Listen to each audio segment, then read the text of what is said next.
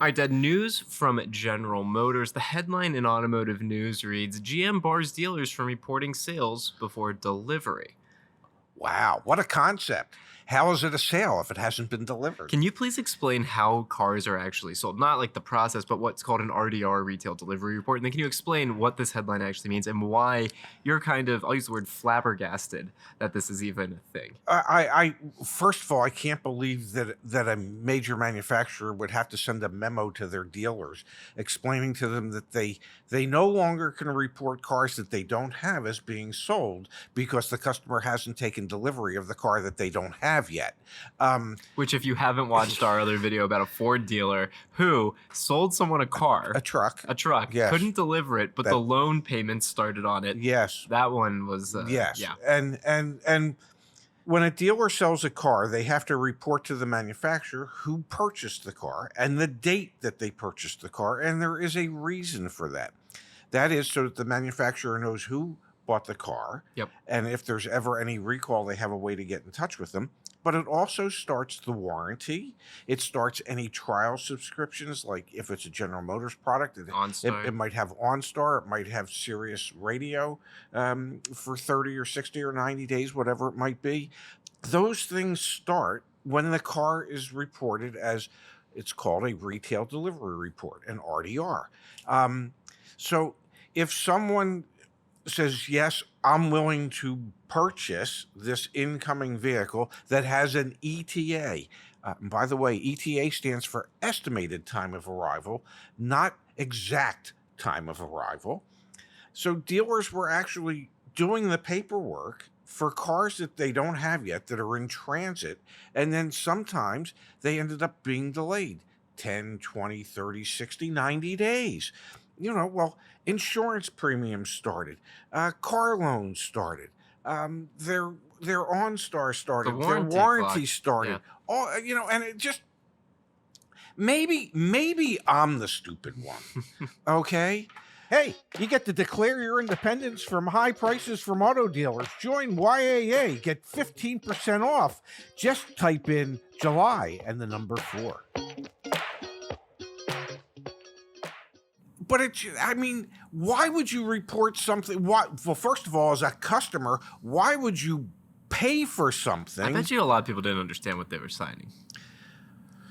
Why would you pay for something, sign loan documents and titling documents and everything else, and turning over any type of cash down payment for something that you can't drive away in because it's not there? And to put a little context here, GM in their Q2 earnings announcements mentioned they have 95,000 vehicles waiting for chips to be able to be delivered to retail customers. So it's not a trivial amount of vehicles that are sitting No. around. And then why is, as a manufacturer, would you allow your dealers to report vehicles sold that can't be sold because the dealer doesn't have it yet?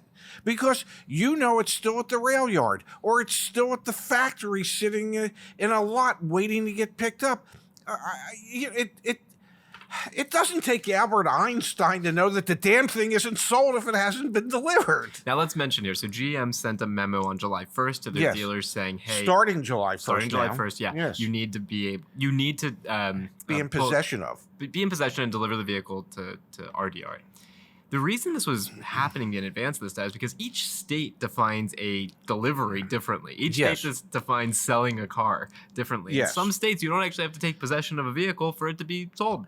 In a lot of states, the delivery isn't considered complete until the customer drives it off of the dealership's property, and that is when ownership has passed.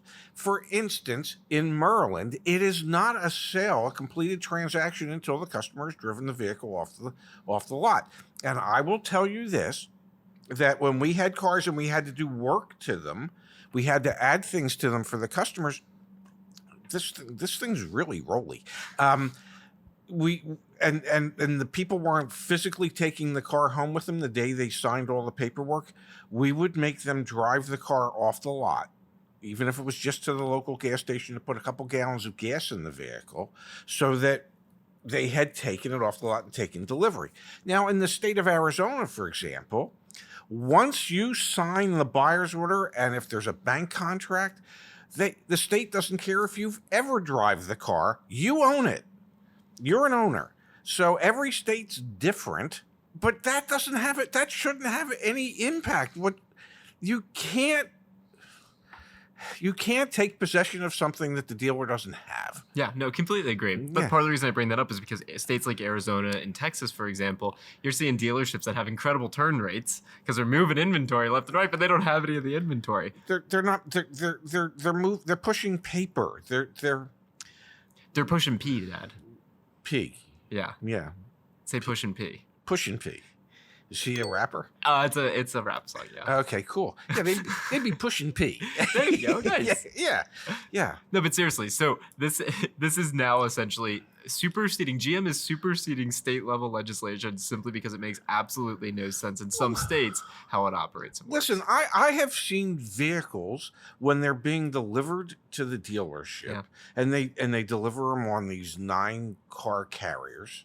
You know, these car carriers that can hold 9 vehicles. I have literally seen a vehicle fall off of as the shouldn't have, driver yeah. was taking it off the trailer, off the second level, fall off. Okay, if that was reported as sold, if there is a bank contract on that vehicle, and it is already declared a total loss once it got to the dealership because it fell off the carrier, or what if somebody bought it and the vehicle never makes it to the dealership? What if it got destroyed in transit or in transport? How can a dealership sell something? It just keeps going back to what's reasonable. How can you sell something you don't have? Let's wrap with this. We're glad to see a memo from GM come out to say this. Should have been out a decade ago. This Should have been out shouldn't take a memo. This doesn't require a memo. This just requires a little common sense. I'm glad there's a memo. You know how I feel about memos. No, I do too. Yeah, I know how you feel about memos. You love a good memo. Whatever. Yeah. All right, there you go. There's the scoop. If you bought a GM product and they're trying to get you to sign all the paperwork in Texas, Arizona, states like that, don't do it. Yeah. Don't do it. You're not allowed to do Not that if the anymore. vehicle's not there. Exactly. Yes, because the ETA is just that, an estimated time of arrival.